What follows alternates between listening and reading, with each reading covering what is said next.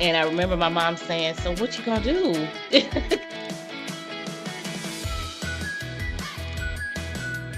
Hi, everyone. Good evening. Welcome, Entrepreneur Club. We have an amazing guest speaker, the fabulous and talented Jolie. Mhm. Welcome. Thank you. Thank you so much for having me. Absolutely. We're absolutely honored to have you here with us today. Um, we are a little bit about us. We are the Entrepreneur Club for Dallas College. We are in the business of helping students develop their own businesses and launch them as well. We have quite a couple of number of students who are in our culinary department Okay. who are joining us today in the stream on our stream. Okay. Um, but we were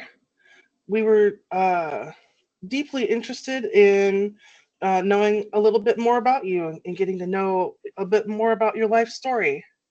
Okay. So just jump in and start. Yeah, absolutely. Okay. Again, thank you so much for this opportunity to share with you all. I'm not sure how much you all already know. So I am Jolie Oree-Bailey, Chef Jolie, and I own Low Country Cuisine, cuisine with a Q. I always say just remember Queen of Southern Gourmet. And we're a full service catering company. We specialize in weddings, corporate events, social events, anything, any event where people need food. And I started the company 18 years ago now. And we're the largest African American owned full service catering company in Nice. DFW. So we're definitely proud of that. Our goal is to grow even bigger and close the gap between us and our next larger competitors. So, definitely, I started the company because I had a passion for food and cooking. I actually did not go to culinary school. Both of my grandparents were in the culinary field, and we're from Charleston, South Carolina, which is where the Low Ooh, Country is. So, if anybody knows about the Low Country, it's a lot of great food, a lot of great culture, a lot of similarities to New Orleans, but Charleston, that's the birth of Southern soul food, um, as we know it today. Because hmm if we know how our country developed on the East Coast, Charleston and South Carolina and Georgia, that is where over 80% of West Africans were brought to the country, and a lot of their culture in food and their dialect. They speak a dialect in Charleston called Gullah. If you heard of Gullah Geechee people, Wagishi. yeah, lots of strong heritage still there. And so a lot of that food, rice and seafood and okra soups and all those things started on that East Coast and started to migrate west, like everything else did in the beginning of the country here. So Charleston and the Low Country doesn't get enough recognition. It's starting to get better, but that was one of my main goals of starting Low Country Cuisine and calling it Low Country Cuisine because I wanted to shine a light on the people and the culture and the food. And so, with both of my grandparents being in the culinary industry, they cooked breakfast, lunch, and dinner. So, we never really ate out, and my mom could not cook. So, when I would go back home after summers and holidays, spending time with my family, at about 10 or 11, I started asking, could I cook? And I would try to recreate the meals that I had with my grandparents. And so before I knew it, I was the family cook, and then I became the cook for friends and for roommates. And then everybody would always ask me to bring dishes to parties or to events. And then one day I realized that, I could probably start charging people for this. And I love doing it. And my mom always instilled entrepreneurship in our house growing up. And so Mm. she always told me to find something I was passionate about doing, something that I would do for free because I loved it, and then find a way to make money at doing that. And so that was always in the back of my head. And that's when the light bulb went off in 2007. I was like, hey, I'm passionate about this. I'm doing it for free. How can I make a business out of it? And so that's how it started. That's incredible, honestly. Um, in 2007, you said, wow. So, Hmm. did you have any? Because that was right around the financial collapse, wasn't it? Yes, it was. Ooh, so you're no stranger from life-changing events, then, huh? No, but the difference is that when you start a business from scratch, from zero during those types of times, you don't Mm-hmm. have previous year's sales to compare it to, right? So Right. everything that you do is growth. So during that time, it was not as much of a struggle for me as it would have been for more established companies because Mm-hmm. they had something to lose, whereas I didn't really have much to lose. So that part, the positive part about that was that the company I worked for at the time, I was in outside sales. That's all of my um, corporate previous experience. 10 years was in outside sales, and Wow. so the good thing was that when I had my daughter in 2009, the company decided to restructure and people got laid off, and I actually volunteered because I Wow. knew by that time I had been catering on the side for friends and Mm-hmm. family. And then after I had my daughter, I didn't want to put her in a nursery. So I figured it was the perfect timing to figure out if I could make the catering work. And I told my husband, I said, give me 12 to 18 months to figure it out, Mm-hmm. and that's what I did. So that worked in my favor. Very nice. Very nice. So, were you, since you were able to grow from the 2007 disaster, you grew huge and became a really big influencer, a really big chef as well. I know that we've seen you on TV. Very Hmm. nice. Um, what about COVID? How did COVID impact you? Oh, goodness. Another thing, and as I'm saying this to you all, I'm starting to think, and I already know how blessed we are as a company, as I am as an entrepreneur, because um, I didn't have any money when I started the company. No money, no investors, no loans or anything like that. And we were able to I was able to start it and grow it. And when it comes to the pandemic, another thing where timing just happens. I know my mom always say, you'll hear me talk about my mom a lot because she's a mental health therapist. And growing up in my house, we had to talk and communicate. And so I talk to her a lot now and look to her for advice. But she always says that, as long as you're doing your part and doing all that you can, things will fall into place. And of course, as we know, life is not like a movie. So they don't just fall into place from one day to the next, but you get what I'm saying. Mhm. So in 2019, we were approached by an independent living facility for seniors. They were looking for a catering company to provide meals for about, I think it was 290 or 300 residents, 7 days a week, 3 meals a day, because they were going to be doing construction on a kitchen. So they would be without a kitchen in the facility. And so that happened in the summer of 2019. They approached us. It was a long, long, long process of trying to get the deal structured. And it was supposed to be a year's contract, $1 million contract. And so in Wow. December of 2019, we got the contract. We signed it after a lot of hard work. And we were so excited because we were like, okay, this is going to double our revenue. We're going to significantly be able to grow. This is going to be awesome. And then we know what happened in 2020.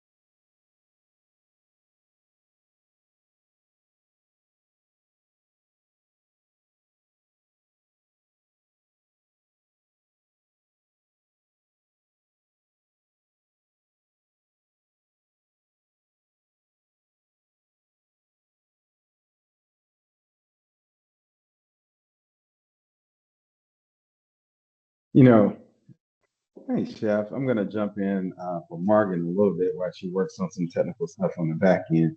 Okay. So I don't quite look like Morgan, but I'm just pitching. Mhm.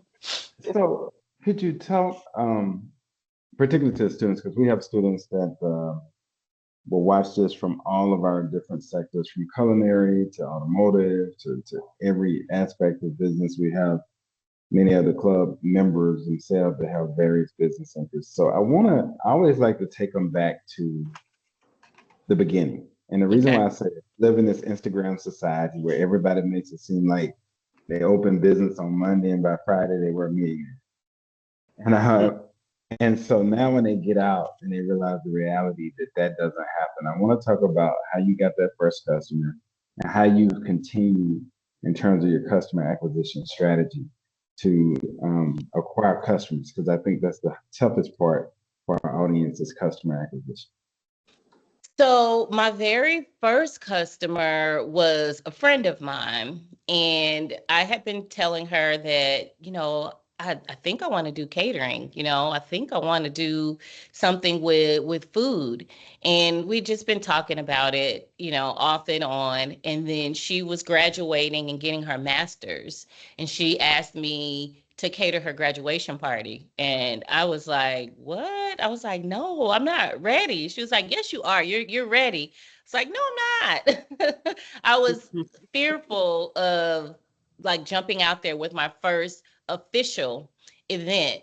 And through her encouragement and even me just talking to myself, I said, "You know what? I am ready." And I went to my mom and I talked to her, and I was like, "What if people don't like my food?"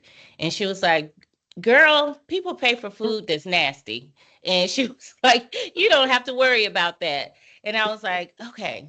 So that is when I started writing my menu. That's when I came up with the name of the company, because with my background being in outside sales and having a background in marketing, I knew I needed to show up in a certain way. So even though she was my friend, I made sure that everything was professional, from having business cards and making sure that there was signage and menu signage and all these things. And people loved the food. People were asking me, "Do I travel to Houston?" And I was like, I was blown away. And so from that moment on, I felt um, validated that I had made a great decision. And from there, um, what I decided to do was take the approach that I had from my sales career to catering, and it's a numbers game. So I started calling on corporate clients, actually clients that were some of my clients in my previous jobs, and pitching to them my catering services. And one of the things that I learned also is that with food, pictures are great, but people need to taste the food, right? So I had reached out to a caterer. They were called Two Sisters Catering. They were long-standing, great reputation company. They've since closed after the pandemic, but they've been around for like 20 years. And I reached out, and I'm not afraid to call and ask for help. And I think sales really helped me because I made a cold call on the phone and introduced myself to the owner of this company. And I told her I was looking for a mentor. And she said, "Well, I don't have time to mentor you." She said, "But I'm going to give you just a few tips." And I said, "Okay, what are they?" And one of the things that she told me was to, as much as you can, look for opportunities to put your food in front of people. So if they are having industry events or open houses and your audience is there, sign up for those things as much as you can. And I took that piece of advice, and that's what I did. Anytime I felt that it was a good return on my investment, not every single time, sometimes, you know, here and there, it was a flop. But that's one of the things that I did, was to put my food in front of people and always uh, follow up. And I cannot stress enough how much you have to show up professionally, from the way that you speak, the way that your marketing materials look, um, all of those things really matter in attracting the right types of customers and customer service. So just to kind of uh, wrap that up, the thing was getting in front of people, putting my food in front of people, showing up professionally, offering great customer service, following up after events, and asking for referrals. Wonderful, wonderful. I was just thinking about that as you said it, and you said the word pitch, Mm-hmm. which rings a bell because some of the members of this group are getting ready to go compete in a national pitch competition in a few Oh, wow. weeks. And I tell them all the time, they won at the state level, now they'll go compete at the national level. I told them, you're going to pitch for the rest of your life, regardless of what you do. So learning this art of pitching is not just something Professor Peters or Professor Hall are making you do. If you're going to be in business, you're going to pitch. All the time. And so um, the other thing I talk to them a lot about, I want you to highlight because you've done it successfully. Most people I know, when they start a business, they build it in such a way that they own a job. So they basically transition from being a W-2 employee to owning a job, which leads Mm-hmm. to burnout, right? Because Mm-hmm. they do it in a scalable way. Talk Mm-hmm. about a scalable model and how you were able to navigate that and not make that mistake. So again, like I said, I'm not afraid to ask questions. So I sought out a chef that had catered an event for corporate for a company I worked for before. I remember how great his food was and the presentation. So I invited him to lunch and took him to lunch, and I just wanted to ask questions about the industry. And one thing he told me was, you're going to have to make a decision. Do you want to cook or do you want to sell? Because you can't do both. And so at that time, I was like, he doesn't really know me because I can cook and I can sell because that's what I'm doing now. And it didn't make sense to me at that time. But shortly after we moved into our first commercial location, which we've been in for over 13 years now, um, I realized what he meant, because in order to scale, you have to be able to have capable people to delegate to. You have to have systems because you cannot do everything yourself.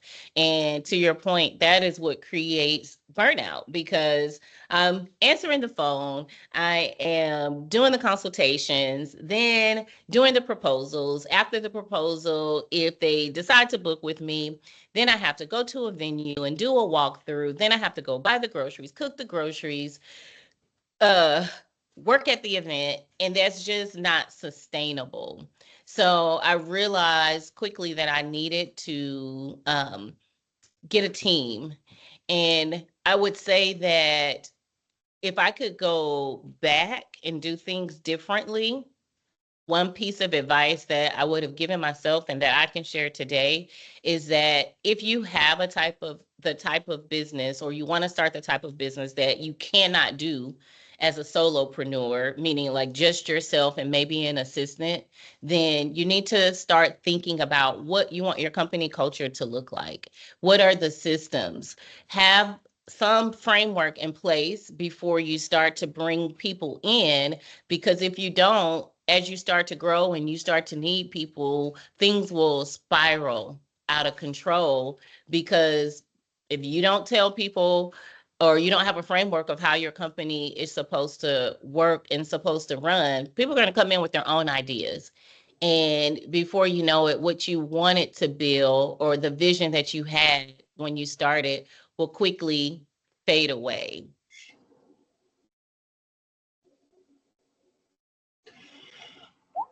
Morgan, are you I, back or not? Okay. ooh, can you see me? Hey, can Oh, I jump I in? see. Yeah, I was just about to say, Annie has a question. Okay. So Jolie, would you address the idea of the importance of creating a customer experience? And I also want you to talk about your at some point about the Dabaduya and the cooking channel Because I think all of those were things that kind of helped you get more visible to different audiences, maybe. Mm-hmm. And then, of course, you got to tell us how in the world you got on TV. Okay. So customer experience is so important. Um, we're all customers, right? Of some store, some restaurant, whatever. And I have always thought about how I want to feel as a customer and how I want to be treated. And even if there's an issue, I've always thought about companies that I've had to approach about an issue as a customer and how they handle it. Um, that will make you come back, right? So I look to um, company culture as well. And for me, creating the type of culture where the people who work with our company are passionate about food, passionate about customer service, passionate about presentation, that genuinely love what they're doing, that translates to our customers. I can't tell you how often the feedback we get, and you can probably see some of it online on some of our reviews, where people talk about how great the food is, but they always talk about how great our team is and how helpful we are, and how we make sure that their guests were taken care of. And you'll hear that not just from our direct um, customers, but you'll hear that from other vendors that we work with, other wedding planners or event planners, or even wedding and event venues we work in. They love when we're the caterer, because they know that we're not going to just be focused on the catering. We're going to be focused on the entire event. So if we see someone that needs a hand, it's our team will jump in and help out, even if it's not our job. And so I think that's really a part of your brand as well. Like, what do people think about when they hear Low Country Cuisine? You know, what feeling do they have? And so we know we want people to think about great food, great customer service, hospitality, southern hospitality, and just a company that where the people are happy to be doing the job that they're doing. Because when people are angry and not happy, that makes the food not taste that good. You know, you can taste it when things are just thrown together and there's no love and passion. So that is how I look at and approach customer experience. How do I want to be treated? What do I want people to think when they hear Low Country Cuisine? What was the other question, Annie? Okay, so you kind of found ways to extend low country cuisine and Chef Jolie. Okay. You had some creative ideas with Dabaduya, and then the cooking channel, the cookbooks, Mm-hmm. and then ultimately Good Morning Texas. Yes. So the vision that I have for Low Country Cuisine when I started was I wanted to have food products, pots, pans, cookbooks. I wanted to have all these things in stores. That was my vision. And I felt that catering was the vehicle to get me there. What I didn't realize was that once I got into catering, it was going to grow as fast as it did.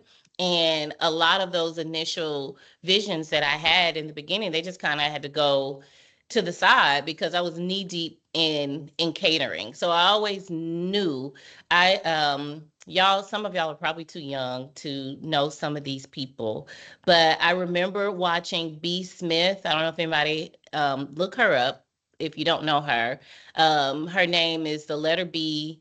Smith. She passed away recently, but she used to have a whole entertaining show on TV where she would cook. She would show people how to like decorate a table. She had restaurants in New York. She was an African American woman, and she was just so beautiful and so graceful. And she made entertaining just seem so fun, and that was already fun to me. And she had like a bed sheet line and cookbooks and all these things. And of course, Martha Stewart, I looked at her and all the work that she did, Julia Child, and those things just resonated with me so much that I knew I wanted that. And so, like I said, the catering just took off, and it was really in 2020. And I had started going on TV in 2011, but it was really in 2020 when we only had that one customer that I said, "Oh, I got some time now. What else can I do?" And so we had a house seasoning that I blended from the beginning that we used on everything. And people always say how great our food is, how great it tastes. And just having time during 2020, a light bulb went off. And I'm like, well, our food tastes good. You got to season your food. And it's the seasoning that we use in like 95% of what we cook. And I was buying other seasonings and kind of making it. So I kind of broke down, did a little chemistry project of what we were buying, and then we created our identical blend with what we were using. And so the seasoning is called Adab Aduya, and my mom actually came up with that name because she was here with us during quarantine when I was trying to come up with the name. And when she said that, she said Adab Aduya, and I was like, oh, that kind of sounds like Yabba Dabba Doo. I was like, I'm not sure if I like that. And then that same night, I just kept saying a dabba doo ya, a dabba doo ya. I was like, it does kind of roll off your tongue. And the premise behind this seasoning and the marketing behind it was that, a lot of people's issue with not being able to cook is not knowing how to season food. So this all-purpose seasoned salt has everything you need in it. So even if you're not that great of a cook and you don't know how much salt, how much pepper, do I use garlic powder, do I use cayenne? This is all you need. A dab will do you. And so we launched that during the pandemic, and, in-house made labels, and we're packaging ourselves. And I announced it on a Instagram and Facebook Live because everybody was going live during the pandemic. And so I thought, what if I do some cooking classes and stuff, cooking live? And I launched it during the pandemic on a live. I think I got like $1,100 worth of orders that same night. And I remember my mom saying, so what you gonna do? Because I hadn't made $1,100 worth of seasoning yet. I just had my first batch. And so I was like, well, we're gonna be making some seasoning over the next few days.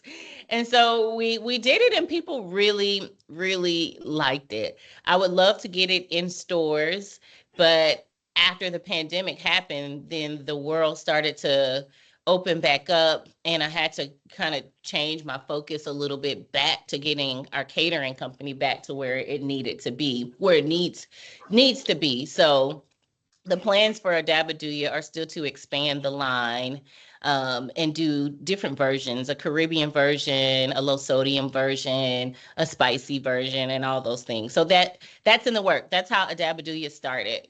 I really went back to my initial vision, and I had time to work on it. In terms of the cookbooks and television and all those things, I have had the company, like I said, for 18 years now, right? And catering it's a strenuous, all-in type of job. And I've been working at it 200 miles an hour for the last 18 years. And I have my daughter that I told y'all about, that I decided that I wasn't going to go back to work. She's going to be 16 this year. She's going to be a junior in high school next year. And I'm married as well. And Low Country Quisine has taken up a lot of time, but I'm passionate about it, so I wouldn't trade it. However, creating balance in my life is important. And so over the last few years, that is why I've continued to branch out with the cookbooks and doing more TV stuff, because the next part of my culinary career is to just do that. And have all the things that I envisioned that I thought would happen sooner, but hey, it's not time until it's time. And so I have a great team at LCQ and Low Country Quisine. We call it LCQ. I have a great team there, and over the next another 12 to 18 months, I think that's a good sweet spot. I'm working very, very hard to get our company in a place that I can replace myself full time so that my focus is 100% on my seasonings and my cookbook line and more television stuff, more chef appearances. I did my first food and wine festival this year in Charleston, which was great to go back Hey. home to the Low Country and do that. And that's what I want to do more of. I want to travel and cook and talk about food and taste food and all of those things. Um, and getting on television, when I first started, I had a publicist, and don't ask me why. I guess I did need one. Coming from the background that I came from, marketing and sales, I knew what publicists did, and I felt like I needed one when I first started. And so I ran into somebody that it was actually Tom Joyner. If anybody's familiar with Tom Joyner, his publicist went to college in Atlanta. I don't know if I mentioned that I grew up between Atlanta and Charleston. She went to college in Atlanta. We had some friends in common, and I literally met her at a happy hour, and she decided, to take me on as a client on the side for an amount that I could afford. And she was the first person to pitch me to Good Morning Texas in 2011. And I have been going on there ever since. I can call them up or send an email to a producer and say, hey, I have an idea. And they'll say, come on. Or they call me and say, hey, we have an idea for you. And that just helps build brand recognition. And I enjoy doing that part. So that's how TV happened. Wow, wow, that's amazing. Especially being able to have those kinds of connections. Yes. I Super was curious. important. Definitely important to have those kinds of connections. Well, as a chef, you said who's been doing this for 18 years, right? Mm-hmm. What kind of advice would you give your younger self who was just starting out? Oh, what kind of advice was so much? Um, I would probably tell myself to be more patient. Even in times now, I get impatient because I believe if I have an idea, it should work immediately. And we all know that that's not always the case. Just to have more patience and as much as possible, try to have balance in your life because there's time, you can't get time back, right? And Mhm. so when time passes, you can't rewind. And just be conscious of that, being patient and creating as much balance as you can and continuing to, like I said earlier, do your part. Just, Mhm. focus on doing your best because that's all that we can do. And the other things will eventually start to fall into place. Definitely, that life work life balance is incredibly important too. But yeah, I feel like things kind of just end up clicking into place as long as you keep doing it, you know? Right, for sure. I thought I had seen someone else had a question. Ebony, was that you? I mean, I didn't click anything or do anything, but I have a question I like to ask. It's this question has become a habit for me to ask anyone, and when we get speakers or when we're networking, I feel like it's really the whatever answer it varies so much from person to person, and I feel Mhm. like each answer creates like a really collective view. So I'll get to the question. We gain all of this information. We have meetings like this, and just a lot of us being students and things, we go and we get so much information. What is your suggestion on how to plug the information into action? When you go home and you have all of your notes from all of these different sources, how do you make a plan out of those notes? That's a good question.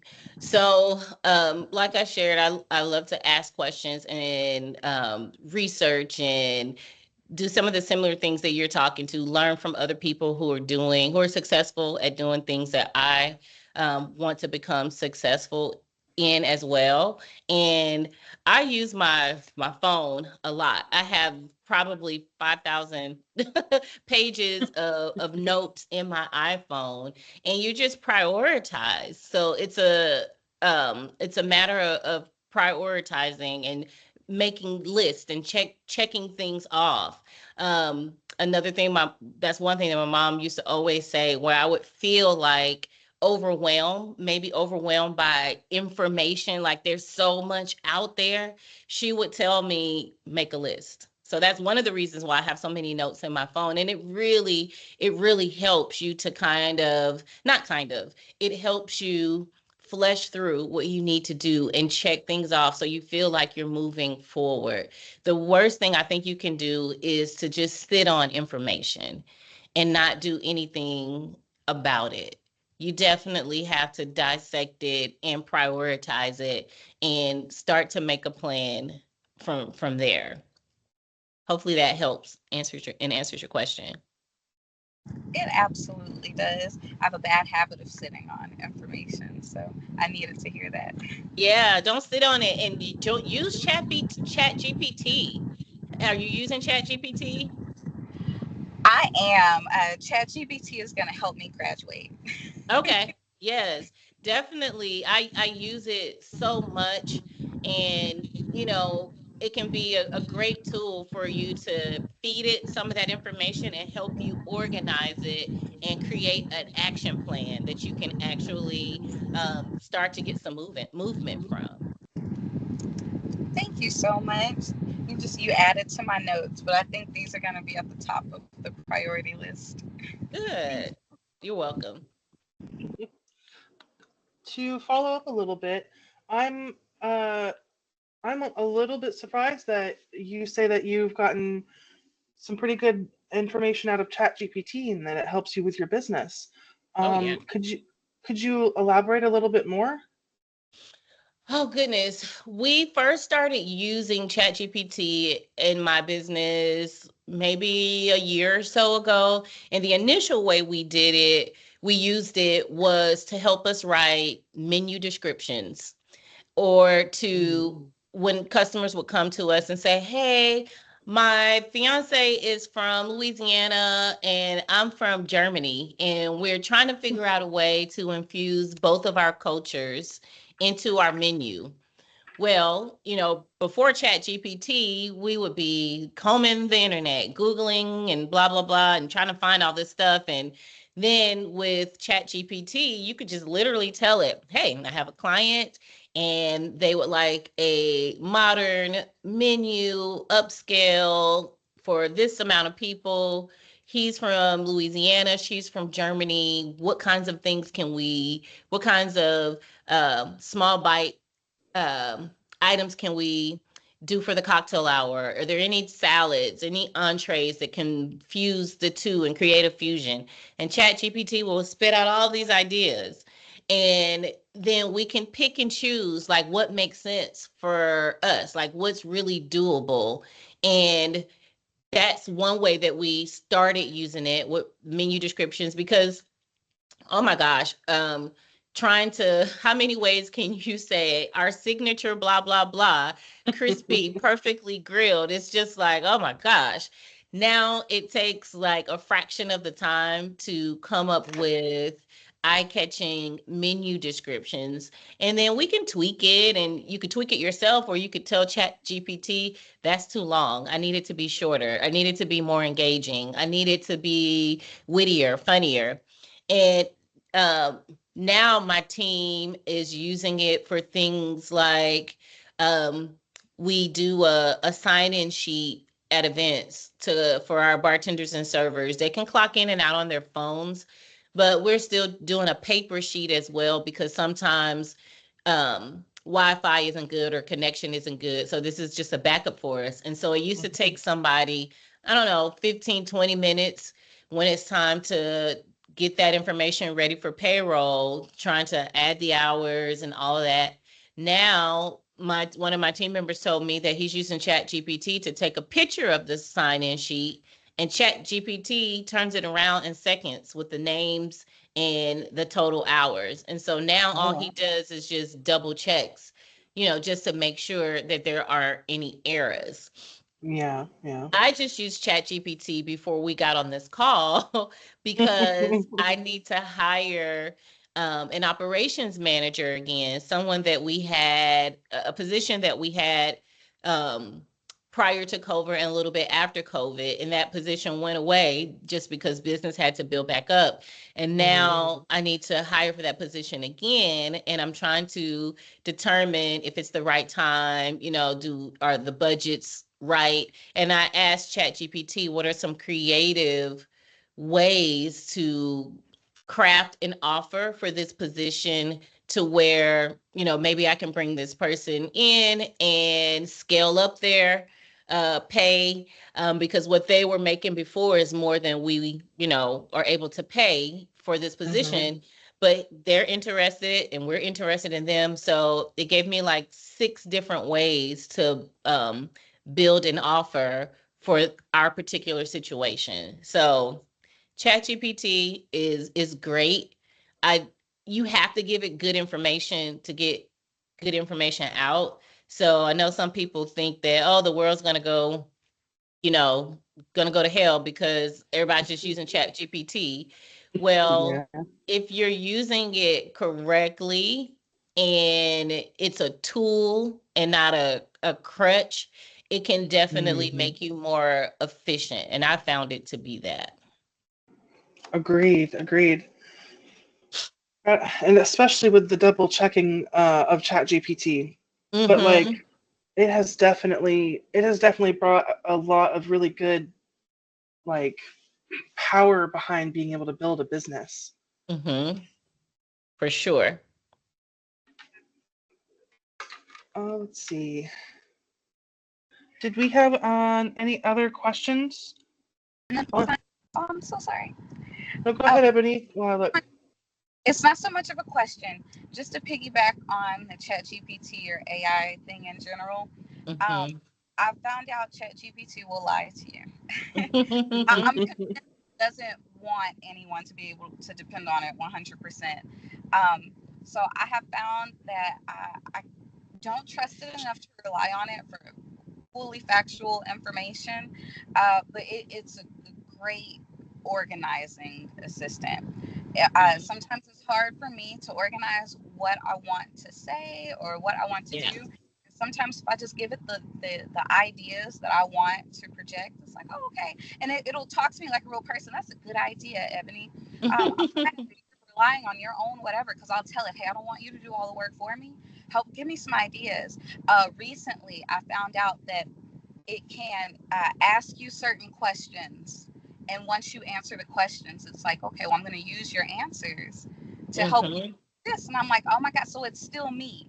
I'm real big on when it comes to using AI and ChatGPT, make sure it's your own voice, or Yes. else you and everyone else using it will have the same thing. You're going to ask it similar questions and it's going to give you the same answers. And someone else is going to be like, that sounds really familiar because you both got it from ChatGPT. Sorry, that I just felt like that was very important to plug in for anyone watching. Yes, you definitely have to give it good information to get good information out, for sure. Mhm. And being able to talk to it with your own voice helps develop it as well. I've Mm-hmm. noticed. I've noticed that the longer you speak with it, and the more input you give it, the more it will tailor itself to be able to help you as well, and um, put your own like values and Yes. voice into it. Yep. It starts to know your tone and it knows about low country cuisine and, the goals that we have. It definitely helps with organizing your thoughts for rewriting an email. Like I may write an email and upload what I wrote and let ChatGPT polish it for me.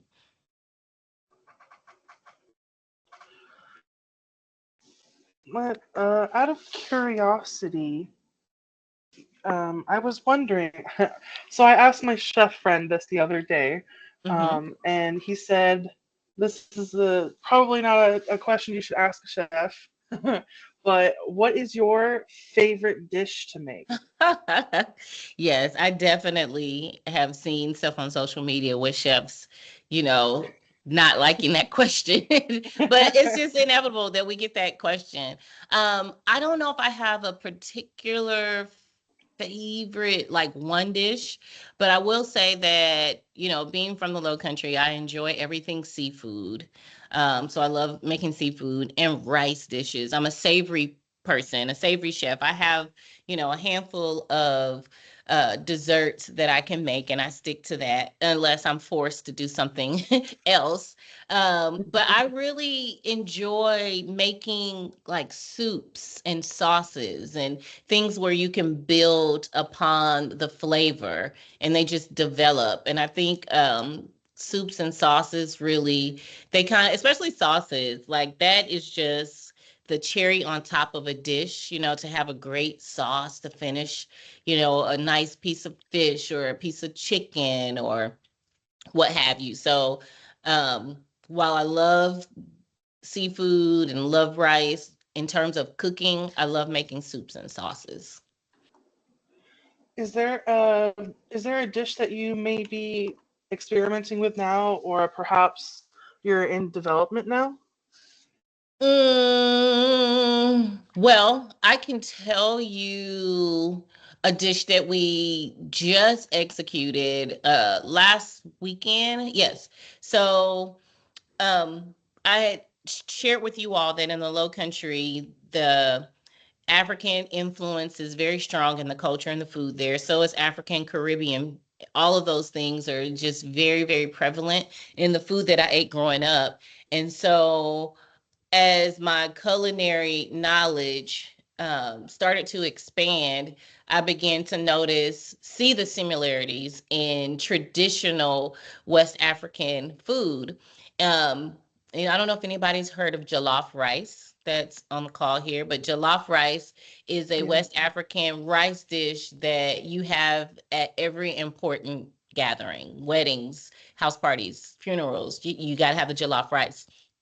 And in Charleston, we have a rice. And the jollof rice, it's a red colored rice. It has tomatoes and peppers, and it looks red. If you know what like Spanish, like Mexican rice looks like, that red, that's what it looks like. And so growing up, we would always have a dish called red rice. That same thing. Every party, every get together, you have red rice. And so when I put the two together, I was like, oh my gosh, this is directly from West Africa.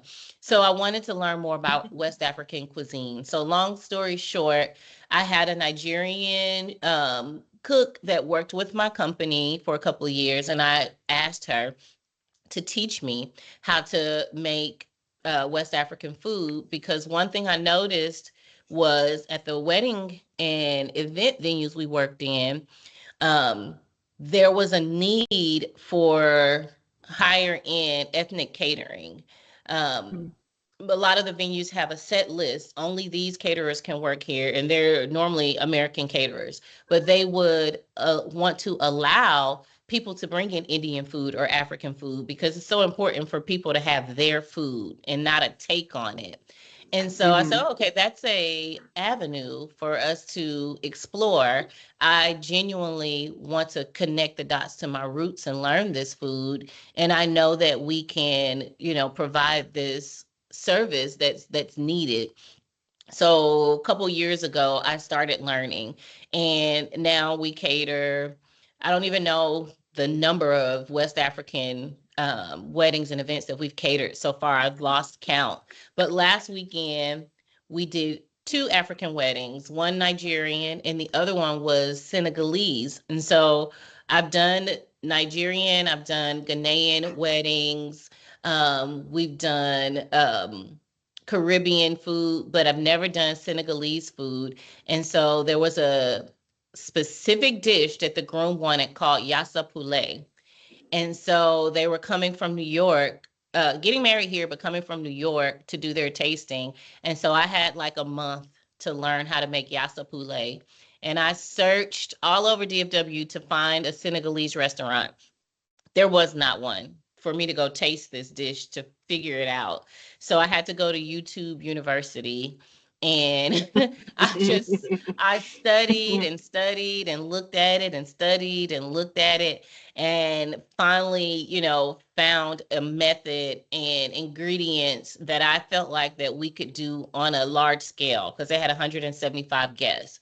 So they came for the tasting. The groom absolutely loved the food. I was so nervous because with Nigerian food, there's Nigerian restaurants and Ghanaian restaurants here in DFW. I can go and taste it. And I had the Nigerian chef. Like, she didn't know Senegalese food. I couldn't even call her. And so the groom tasted it and said it tastes just like his mom's.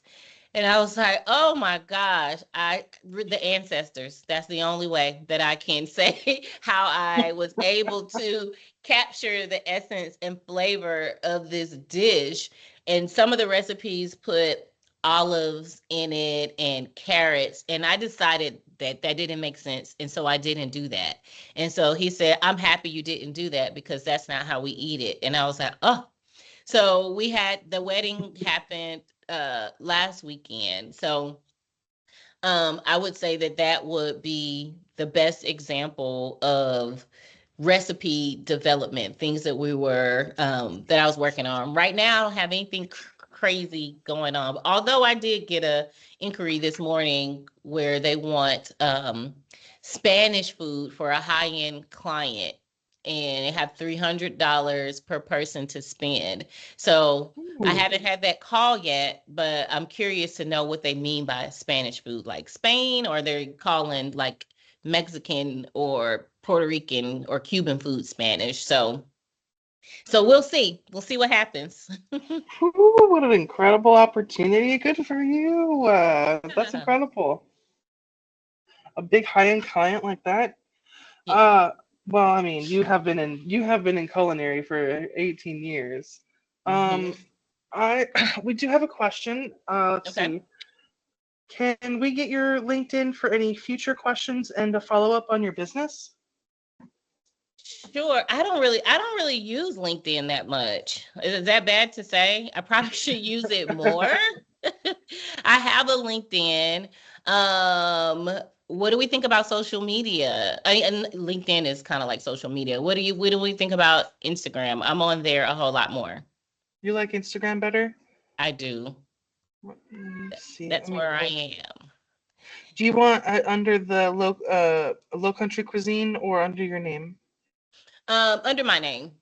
Okay. Well, I'll give both. Mine is I am Chef Jolie. It's of course the @ and then I am Chef Jolie. No spaces, no nothing. And then Low Country Cuisines is just @ Low Country Quisine, all spelled out. Cuisine with a Q. Here we go. I'm posting it in the chat right now. Okay.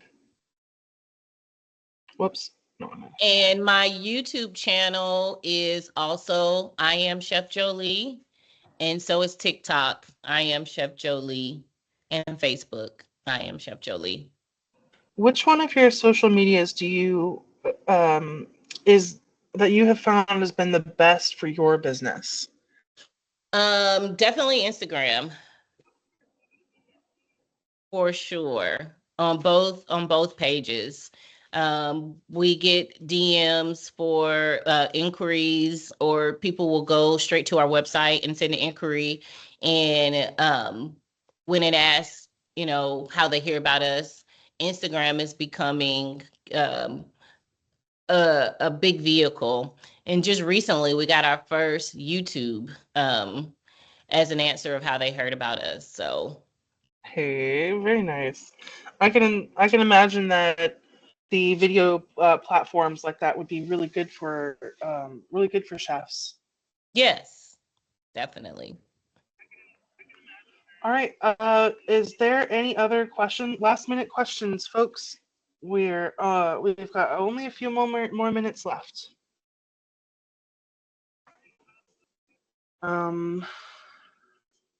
Is there anything that you might have wanted to say that we haven't gotten the chance to speak about yet before we head out?